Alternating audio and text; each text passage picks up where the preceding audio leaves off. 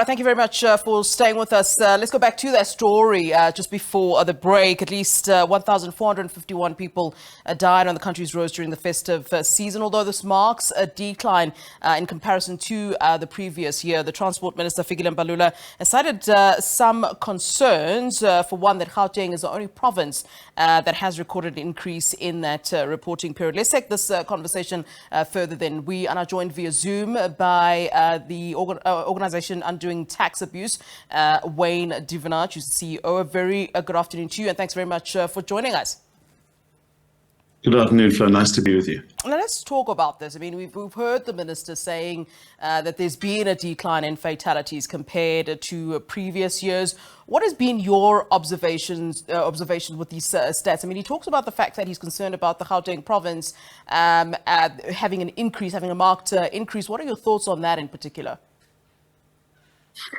I guess it's very difficult to say. So first of all, it's good to see a reduction overall, possibly an increase in Gauteng because maybe times are tight. There was less travel to other provinces and probably more travel within both people staying in the Gauteng province. You know, a lot of people get away, go home, go down to the coast for their holidays, and maybe there was less of that in this period. So that's probably one of the explanations. I wouldn't really know what the exact reason or cause is. But overall, it's good to see the number coming down. Yeah, I mean, do you also think that there might be a lack of education on safety, traffic safety, and you know, we hear a lot about driver campaigns, and that, you know, when we approach the festive season, we hear that there's a number of campaigns going on in South Africa to deal with the issue of road fatalities.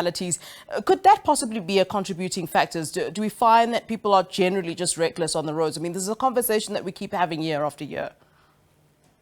It is one, and our road fatalities are far too high. You know, up there in the 14,000 per annum. We're in the bottom quartile, or certainly the bottom third segment in the world when it comes to road safety and fatalities.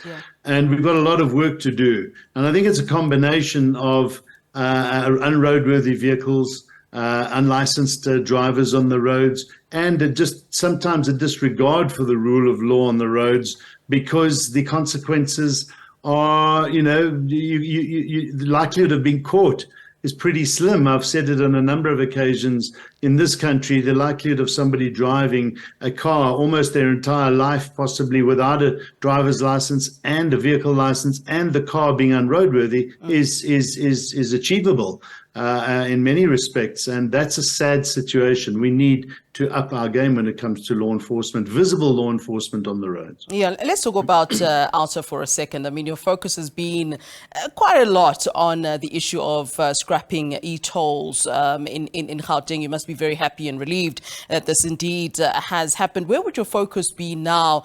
Obviously, you're pushing for undoing tax abuse in general, but would there be some kind of focus in terms of what's happening in the country's roads in general now that your focus has shifted from obviously the scrapping of the e-tolls? Yeah, look, while the e-toll matter was our launch product or issue project that we tackled in 2016, we amended our MOI and broadened our scope in the whole, you know, unfolding of state capture in 2016. That is when we had been going for about 4 years as ARTA, the opposition to urban tolling alliance. We became then the organization Undoing Tax Abuse because we could see the need to tackle maladministration, corruption, and bad policy in many respects across the country, tackling the public sector when it came to waste of taxpayers' money. And we've done 230 projects since then, aside from e-tolls, and they range from, you know, the Duvenage delinquent director matter to Bank of Baroda and the Tegeta rehabilitation funds trying to be siphoned off out of the country on behalf of the Guptas, the car power ships, the long distance toll issues. You know, there's so many different projects. Some are short, and others take a long time to come to fruition and very costly. So it crosses a number of sectors. We've also engaged with the Minister of Transport to extend the validity period of driver's licenses. We asked to go from 5 to 10 years, and he's increased it at least to 8 years. It's a good move, not as much as we wanted, and a number of other factors. So it's broadly focused, but I think our one big concern as motorists today is the condition of our roads. We're not spending enough money maintaining our roads, especially in the regions. I think the main routes, the SANRO's routes are well maintained. They are largely tolled, or a number of them are tolled, and they do a good job in maintaining those roads. But it is when you go off those main routes into the regions that we see destruction of the roads. We see poor workmanship when it comes to building roads, no oversight. Roads get washed away, or the quality of them in 3 years has gone. The price that we pay is about 3 times what we should be paying. And then these potholes are just causing the loss of lives, destruction to vehicles, and high costs to the country. It's a serious problem, which we think the minister needs to get on top of. All right, Wayne, thanks very much for giving us your time. Then Wayne Duvenage is the CEO of the organization Undoing Tax Abuse.